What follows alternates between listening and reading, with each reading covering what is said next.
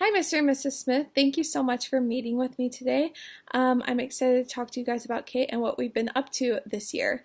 First of all, I'd just like to tell you that Kate is such a happy, bright, positive girl who is an absolute joy to have in class. She is so selfless and makes sure the needs of everyone else in the class are being taken care of. There's so many examples I can think of for this, but one example that happened was during snack time. I'm sure you're familiar with our snack time routine, but we have one parent send their kid to school with snacks for everyone, and sometimes they don't put the same snacks in the bucket for everyone, so people end up having different snacks than their neighbor. And the motto we go by during this is you get what you get and you don't throw a fit. But for this particular instance, one of Kate's classmates was really upset that they didn't get a particular snack. And before Kate even blinked, she got up, walked across the classroom, traded that student, and went and sat back down. The misbehaving student was completely happy with the trade that happened, and Kate was happy to do so, and it was so sweet for her to do that, and I really appreciate how she just is a peacemaker in the classroom and makes sure everyone is taken care of. Another thing I've noticed is that Kate likes to feel supported and appreciated. Every morning she comes in and tells me about her outfit, which is usually all color coordinated with one color. So she shows me she has a pink headband, a pink shirt, pink leggings, pink shoes, and being a fan of pink myself, it's so fun to see, and she really enjoys being acknowledged and recognized for what she contributes to class. Along with that, as much as she likes to receive compliments and acknowledgement, she loves to give it. She has the most sweetest, most sincere voice, and she loves to give compliments to anyone that she comes across. One example of this is when I came to class, or if I ever came to class super dressed up or curled my hair or did something different, she'd be the first one to point it out and say, "I look so pretty," or she loved what I was wearing today, and it was so sweet because you know when it comes from Kate that she really means it, and I loved when that happened. Another thing I loved about Kate is that she is everyone's best friend. One day she's hanging out with one group of friends, and the next she is playing or reading with another kid. So we've had some cliques arise in class, but she is not one to gravitate towards cliques, and she's again everyone's friend, and she just rotates and everyone loves her. In class, we have this thing called power position, which is when the students are folding their arms, sitting, or walking quietly with a marshmallow in their mouths with blown up cheeks. So just like this, so they don't talk. Without even asking, Kate is usually already in power position and is ready to go. It's really nice when the class gets extra rowdy that I can look over to Kate and say, "Thank you, Kate, for being in power position," and everyone uses her as the good example to look towards.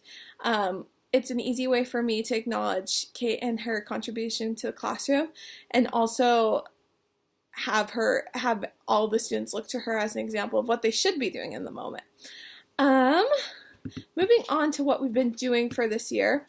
I've had some time to work on Kate with one-on-one and mostly focus on her literacy development. During my time with Kate, I administered 8 formal assessments and analyzed 3 of her writing pieces. The formal assessments that I conducted were 3 running records, 3 comprehension analyses, which mostly dealt with retelling stories, 1 spelling test, and 1 segmenting test. I chose 3 of her writing assignments and read through them, taking notes and observing her written literacy skills.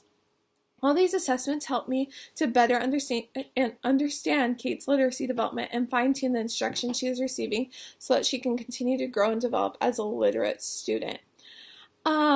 As I was working with her, I made sure to note her special strengths that I noticed. She has a lot of strengths, but the 3 that stood out to me the most were her segmenting abilities, her self-efficacy, and her ability to recognize and understand and read consonant digraphs. The first strength I want to focus on of Kate's is her ability to segment appropriately and successfully. The first assessment I gave to Kate was a segmenting task. I spoke a word out loud and she would respond by segmenting the word. For example, I read the word gas to her and she responded with g-a-s. I chose to administer this first because I felt like it was a pretty good starting point to assess her ability when it came to phonemic and phonological awareness, which I believe to be the keystone of literacy. In addition, as I listened to Kate read out loud during the running record assessments, it was clear to me that she is able to break down words or chunk them into syllables to read more difficult words. For example, one of the books contained the name Kamala, which in my book is a pretty hard word, especially for first graders. Kamala was the main character in a story, and I fully expected to have to read the word Kamala to Kate so she could read the rest of the story and move on in the text. But when she confronted the word Kamala in the text, she started segmenting it into sound and then saying it perfectly. The strength of segmenting and sounding out seemed to be a reoccurring theme when I was talking to her about what she thought about herself as a reader. She specifically said that good readers can sound out hard words in a book and then continue to tell me how she is a good reader because she can break down words and sound them out like this. This leads me into her next strength. Kate has developed the strongest sense of self-efficacy. When I was talking to her about her own reading abilities and asked her to score herself on a scale from 1 to 5, with 5 being the best of reader she could think of, Kate exclaimed that she was a 5. That confidence pushes her in everything she does and helps her accomplish hard tasks. Like I already said, Kate is able to sound out hard words and read quite well because she has total faith in herself. When going through the comprehension retelling assessment with her, she was able to recite most of the story back to me, remembering key details to share. At the end of one of the retelling sessions, Kate told me that was easy. After that, I made sure the next book was a little more challenging so that she could push herself and gain those necessary comprehension abilities. Some people may think that confidence is a little overbearing. However, I am a firm believer in the saying, confidence is key, especially for little minds. First graders need all the confidence they can get as they develop the foundational skills that will propel them on their lifelong journey. Lastly, I would like to draw focus to Kate's success in not only reading consonant digraphs, but writing them too. Consonant digraphs are 2 letters that come together to make one sound. For example, the sound in that. This concept of 2 letters making one sound is very tricky for some first graders, but not for Kate. Kate is very excelled in recognizing the main consonant digraphs of sh, ch, and w, and like and what. In fact, in the spelling test I gave her, there were 7 words that contained consonant digraphs, and she got 6 out of the 7 correct, which is amazing. Along with this, in her running records assessment, I was able to observe as she read the words like the, chickens, wheat, and brush without even hesitating at all. She also includes consonant digraphs in her own writing, like the word they. For all these strengths, I recommend that we continue to grow them and strengthen them so they remain a strength, and it's not something that she has to focus really hard on and can focus more towards the areas of need that I will be talking about later on. Since phonological and phonemic awareness is such a crucial skill for beginning readers to develop and maintain, I'm going to recommend that we keep working on building Kate's segmenting skills both at school and at home. Since Kate has pretty much mastered segmenting 2-syllable words, I'm going to start having her practice sounding out multi-syllable words by creating flashcards that she can run through as a fast finisher activity. So a lot of times she finishes work for fast, and so I'll just have her pull these out of her desk and run through the words that she finds on the cards, and so she can continue to segment even harder words. At home, I suggest having Kate segment her own spelling words for the week. This will not only help her exceed on the spelling test at the end of the week, but it will create extra support for her to keep fine-tuning and growing her literacy skills. Kate's confidence is something we want to build upon, not break down. At school, I'm making special accommodations to challenge Kate so that she can push herself developmentally, but being careful not to have her reach frustrational level too quickly. I've made the decision to move Kate up a reading level from H to I in order to facilitate her and grow her abilities. I know that she is more than capable than reading at an I level, and I'm excited to see her confidence grow as she continues to learn. At home, I would make a point of constantly building each other up. I know that sounds simple and easy and something that you don't really have to work that hard to do, but my dad, when I was younger, made a point of telling me that, and my younger sister, when we were younger, that we need to be each other's champions. I believe that family and your interaction with Kate is one of the main reasons that she has developed such strong self-efficacy, and I think that it has a positive effect on both her personal and educational life. In regards to her strength in speaking and writing consonant digraphs, at school I'm going to be constantly having the students practice and incorporate those digraphs into their writing and reading habits. I'm also going to start introducing them to the more complex digraphs of PH, like in phone, KN, like in knife, and GH, like in laugh. At home, during reading time, I would like you to try to pause after every page and draw attention to the digraphs on the page. Have Kate repeat the sounds of the digraph so that she will continue to connect the two letters to the appropriate single sound.